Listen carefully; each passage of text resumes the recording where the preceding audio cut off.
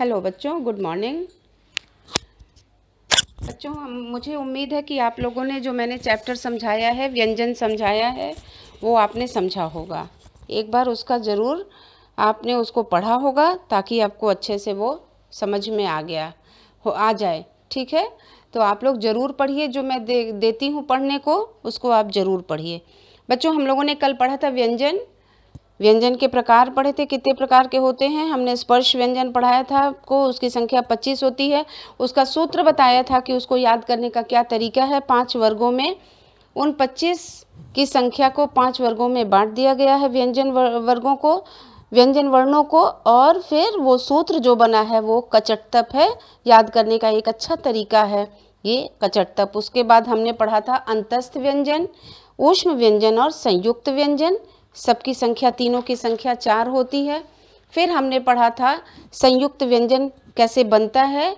क से श मिलाते हैं, त में र मिलाते हैं, ज में य मिलाते हैं, श में र मिलाते हैं तो छ, त्र, ज्ञ और श्र बन जाता है। ये संयुक्त व्यंजन 2 वर्णों के योग से बनता है।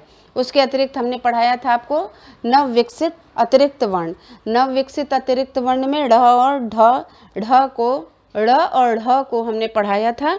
हमने ये भी बताया आपको कि इससे किसी भी शब्द की शुरुआत नहीं की जाती, ये हमेशा बीच में या फिर आखिर में लिखे जाते हैं। इनसे शब्दों की शुरुआत नहीं होती, इनको उत्क्षिप्त व्यंजन भी कहा गया है। तो ये समझ में आ गया होगा। अब बच्चों, हम आगे पढ़ेंगे र के अलग अलग रूप क्या हैं। अर्थात जब आप व्यंजन वर्णों को लिखते हैं, आपने देखा होगा कि र को अलग अलग तरीके से आप लिखते हैं। तो वो अलग अलग तरीका क्या है र को लिखने का? क्योंकि र कैसे लिखा जाता है, कई रूप में लिखा जाता है, तो उस र को हम कैसे लिखते हैं? जैसे र अपने मूल रूप में रहता है, अर्थात र जैसे है वैसे अगर हम लिख देते हैं उसको, तो उस रूप में, मूल का मतलब होता है जड़ के रूप में। अर्थात जिस प्रकार से र लिखा जाता है उसी प्रकार लिखते हैं। जैसे हम लिखते हैं राम है, रवि है, रात है, तो रास्ता है, वो र का प्रयोग उसी तरह से होता है जैसे वो लिखा जाता है, व्यंजन वर्ण में होता है। लेकिन जब वही र, दूसरा रूप कैसे हम लिखते हैं? जब वही र स्वर रहित हो जाता है, अर्थात उस र में से हम स्वर को निकाल लेते हैं, तो उसको हम रेफ र कहते हैं। और रेफ र का साइन ये है, ये शिरोरेखा है, उसके ऊपर ये रेफ र ऐसे करके लगा लेते हैं।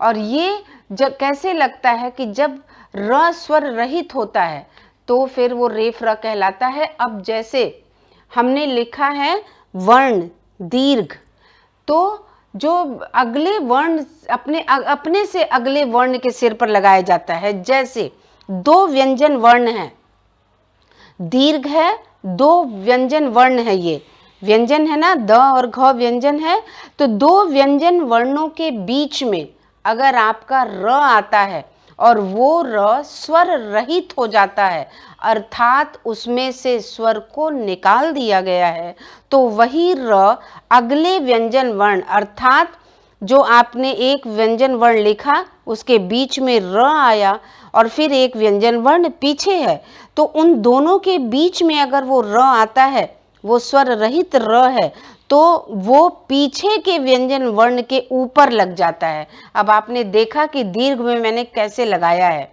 ये पीछे के व्यंजन वर्ण में लग जाता है, अर्थात अपने से अगले वर्ण के सिर पे वो लग जाता है, उसे ही हम रेफ र कहते हैं।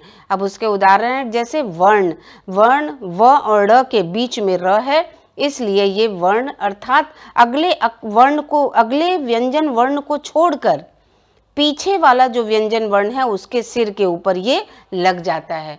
उसी प्रकार जैसे हम ऐसे एक एग्जाम्पल इसका और दे सकते हैं, अर्थ।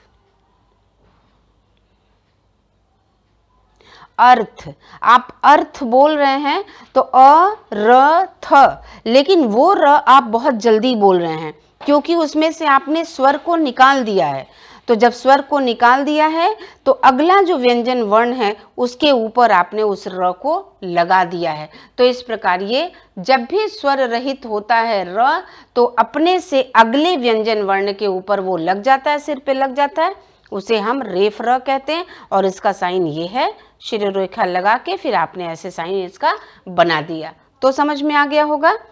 अब उसके बाद जो तीसरा प्रयोग हम करते हैं र का, र से पहले आने वाला व्यंजन अगर स्वर रहित होता है, र से पहले आने वाला व्यंजन अगर स्वर के बिना हो तो हम उस व्यंजन को पूरा पूरा लिखते हैं, और जब र को लिखना होता है तो उस व्यंजन वर्ण के पैर में तिरछी रेखा के रूप में हम लगा देते हैं।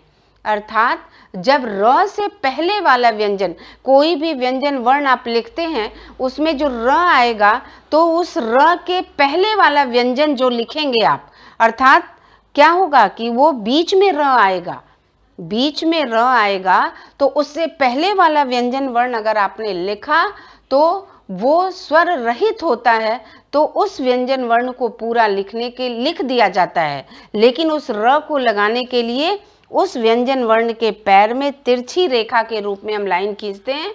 जैसे क्रम, क्रम हमने क्रम बोला तो क को स्वर रहित बोला, स्वर रहित बोला, क्रम, र पूरा बोला लेकिन इस क को हमने स्वर रहित बना दिया, अर्थात इस क से हमने स्वर को निकाल दिया।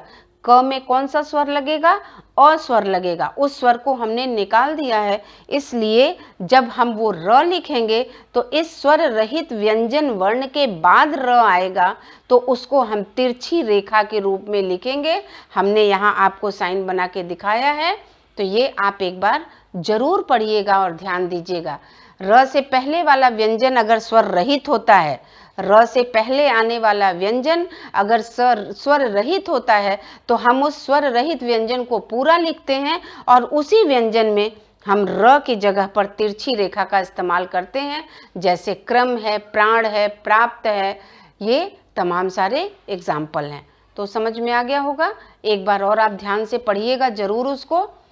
फिर उसके बाद हम पढ़ेंगे कि और फिर र का प्रयोग हम कैसे करते हैं, कि जो व्यंजन नीचे से गोल होते हैं, अर्थात जिनकी लिखावट नीचे से गोल होती है, जैसे ट ठ हम लिखते हैं, ड लिखते हैं तो गोल होता है ना, अंदर से इनकी बनावट क्या है, ऐसे करके गोल हो गया, ऐसे ठ लिखा तो गोल हो गया, ड लिखा तो गोल हो गया, तो उनके साथ हम र का प्रयोग हम इस साइन के साथ करते हैं। इस साइन के साथ हम र का प्रयोग करते हैं। जब भी हम ट के साथ र का प्रयोग करना हुआ, ड के साथ करना हुआ, तो हम इस प्रकार इस र का प्रयोग करते हैं। जैसे हम ऐसे व्यंजन जो नीचे से गोल होता है, बनावट उनकी गोल होती है, उसके साथ जब हमको र का प्रयोग किया जाता है तो हम इस तरह साइन के साथ करते हैं। जैसे ये है ट्रक, ड्रम, ये र हो गया, और ट्रक लिखने से पहले ट भी स्वर रहित हो गया है, और तब जाके हमने जब चूंकि गोल है व्यंजन और ये व्याकरण में ऐसा लिखा गया है कि अगर ये बनावट इनकी गोल है, जो व्यंजन नीचे से गोल है उनकी बनावट, उनके साथ र का प्रयोग हम इस साइन के साथ करते हैं। तो अब तो आपको समझ में आया होगा। अगला अब हम आपको बता रहे हैं कि जब वही र श के साथ जुड़ता है तो आपने देखा होगा कि संयुक्त व्यंजन में श के साथ र जुड़कर श्र हो जाता है। श्रमिक वाला श्र, श्रम वाला श्र हो जाता है। तो ये जो श के साथ र का प्रयोग हम करते हैं तो ये श्र हो जाता है। लेकिन यही र जब स के साथ, यही र जब इस स के साथ, छोटे स के साथ मिलता है, उसके साथ इसका संयोग होता है, तो ये इस स के साथ उसके पैर में उस तिरछी रेखा के रूप में प्रयोग होने लगता है। जैसे हम इसका अर्थ, इसको हम लिखते हैं जैसे स्रोत, ये इसका एग्जाम्पल है। श के साथ र जुड़ता है तो श्र हो जाता है, लेकिन स के साथ, स जो आपने व्यंजन वर्ण में पढ़ा, स के साथ अगर र को जोड़ना है तो उस स में तिरछी रेखा के रूप में उसके पैर में लग जाता है, और ये एग्जाम्पल के रूप में होता है। स के साथ र का संयोग बनने पर वो स्र बन जाता है और इसका एग्जाम्पल स्रोत कहलाता है। तो बच्चों, उम्मीद है ये आपको समझ में आया होगा। और फिर अगला इसी कड़ी में हम आगे बढ़ते हुए कल आपको वर्ण विचार का लास्ट टॉपिक वर्ण विक्षेप पढ़ाएंगे। ठीक है, समझ में आ गया होगा। ध्यान दीजिए अपना। Thank you.